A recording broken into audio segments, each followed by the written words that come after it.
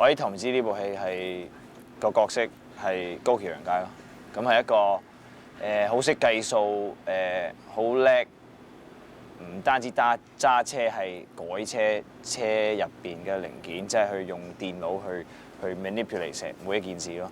咁應該係最勁一個揸車嘅，不過有拓海出現咗就唔知佢勁啲定我勁啲咧。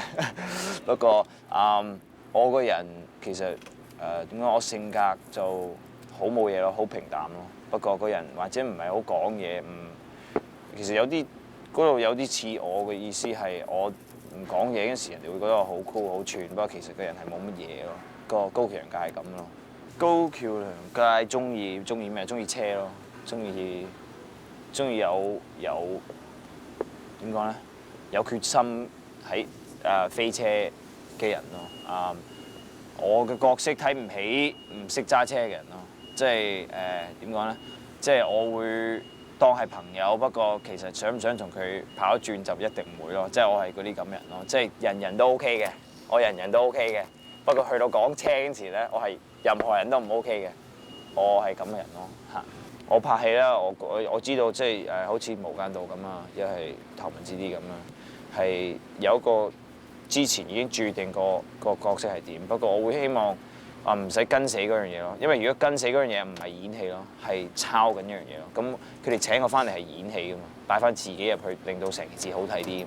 咁我就會攞翻嗰個角色，再自己去諗多少少嘢擺入去，就令個角色豐富啲咯。所以我有睇過啲漫畫㗎，我有睇過啲漫畫。不過因為其實高橋陽介其實有個細佬㗎嘛喺個漫畫，咁個細佬唔喺度㗎嘛，咁我攞翻個細佬少少嘅風格擺入我自己，咁令到成件事會接近少少咯。咁我覺得咁樣會最舒服咯。我同劉偉強其實拍過好多次戲嘅，我諗今次係第四次拍戲。咁其實即係之前都已經發生過好多事啦，唔開心嘅事都發生過啦。不過今次其實我覺得最唔好話最有趣咯，我覺得最有意思一樣嘢咧係我哋第一日開工，佢每個人俾劉偉強同埋麥兆輝每人俾咗一封信。咁嗰封信裏面咧就寫住佢哋其實想拍呢部戲咧，想拍咗3、4年㗎啦。咁而家終於有個機會，佢知道。即係喺錢嗰方面啊，喺我哋拍攝嘅地方啊，即係會出現好多問題。不過如果我哋好似一個家庭咁一路我幫你，你幫我，我哋一定會拍到一部好嘅電影咁出嚟咯。咁好少喺香港會有咁嘅睇法咯，因為好多人會喺香港會覺得你好我唔好啊嘛，你明唔明我意思啊？即係唔會你好我好啊嘛。不過我一直以嚟，我做一個藝人，我都覺得係你好我好啊嘛，即係唔係一個人玩晒啊嘛。咁我就開心咯，即係聽到呢樣嘢，我會覺得幾好喎，即係起碼都有人好似咁諗，同埋有人真係會希望去 push 呢樣嘢去令到成件事會開心啲好啲咯。我會覺得呢樣嘢係最值得尊重同埋最值得記得㗎喺呢部戲。我最深刻係第一日拍戲咯。我第一日拍戲係可以同周杰倫同埋黃秋生係有一場戲，係兩個唔同嘅，即係有一場係同周杰倫，有一場係秋生。咁我一嚟係同秋生拍咧，我會覺得好大壓力咯。即係我同佢拍過戲㗎，不過始終你次埋位，你唔知道秋生會點㗎嘛。我真係唔知咯。咁之前同佢傾咁啦，算啦，自然啲啦，得㗎啦。咁就話咁你第一日好似即係應該認真啲，即係做好啲俾你睇，有咁多人喺度咁。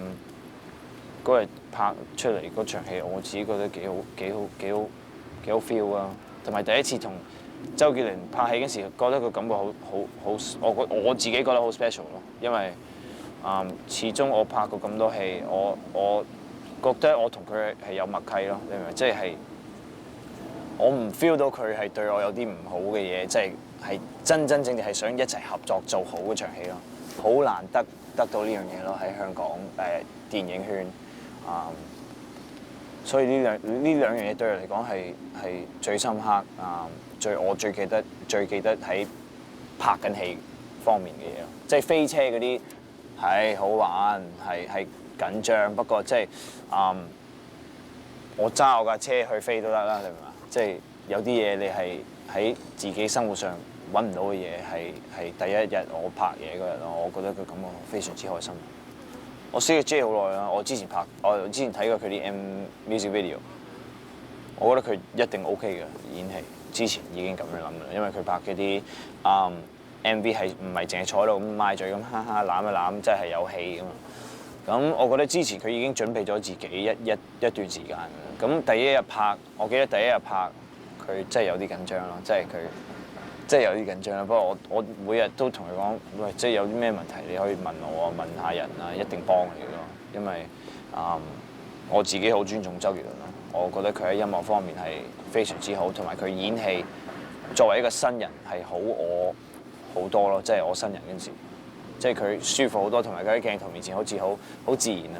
我之前唔係咁咯，咁我希望可以再同佢拍一部戲，不過係多啲係真正喺埋一齊嘅，因為我其實同佢喺呢部戲其實好似係對手嚟嘅，不過暗中朋友咯，你明唔明？即係佢或者會覺得我成日逼住佢，不過其實我逼住佢係其實想佢同我一齊嘅啫。我覺得 J 係一個好有前途嘅演員咯，希望佢拍多啲好戲俾我哋睇咯。其實我揸車嗰時咧，我係揸自動波，所以我去到日本我唔識揸滾波嘅，咁咧我好緊張咯，真係好驚咯，因為呢個係飛車嚟㗎，咁我應該點咧？即係嗰日哇咁拗晒頭。好在我哋頭嗰10日唔使飛車咯，咁我喺頭嗰10日有一班叫 Takahashi Racing 喺日本就擺好多時間去教我。不過好似教佢我都唔係好叻咯。我自己覺得點講咧？啲飛車嗰陣時真係幾好玩咯，幾刺激，因為3架車咁有晒燈啊，好似好 grand 咁感覺。不過我都有少少驚嘅，因為我唔係好識揸嘅。咁我又唔知前面嗰2個識唔識揸，咁佢哋出問題，咁我點咧？即係不過OK 咯，我覺得學咗點揸棍波咯，開頭即係好基本棍波嘅嘢咯。我去到一個職業，即係去到一半嘅職業嘅車手，我一定未咯，因為我要錫住條命啊！